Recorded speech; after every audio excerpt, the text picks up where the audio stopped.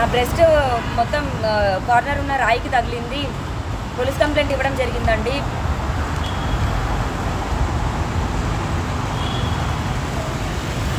ఇంతవరకు మాటల్లో ఉన్న శేఖర్ భాష ఇప్పుడు నన్ను చంపేస్తానని అమ్మాయిని మాట్లాడుతున్నాడు.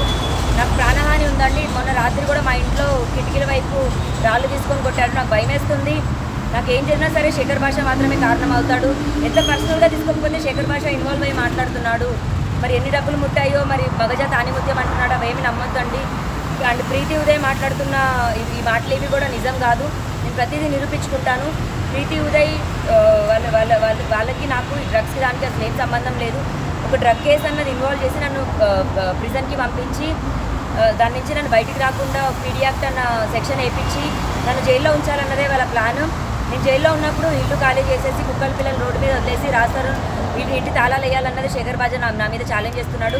ఇందాక కూడా నన్ను తట్టున్నప్పుడు కూడా నీ అమ్మ నువ్వు జైలుకి వెళ్తావు, నీ అమ్మ నేను చంపి పడదొబ్బుతా అని మాట్లాడుతున్నాడండి. శేఖర్ భాష ఇంత ఇన్వాల్వ్ అయ్యి మాట్లాడడం కరెక్ట్ కాదు. నాది ఏమున్నా సరే రాజస్థానంతో చూసుకుంటాను. శేఖర్ భాషను దయచేసి ఎంకరేజ్ చేయొద్దండి. అతను అంత క్రిమినల్ మైండెడ్గా మాట్లాడుతున్నాడు. ఫిజికల్గా నా పైన అటాక్ చేసి కాల్తో అన్నాడండి. కంప్లైంట్ ఇవ్వడం అనేది జరిగింది. రేపు పొద్దున ఎఫ్ఐఆర్ నమోదు చేస్తున్నారు. శేఖర్ భాష పైన చర్యలు తీసుకోవాలని కోరుకుంటున్నాను.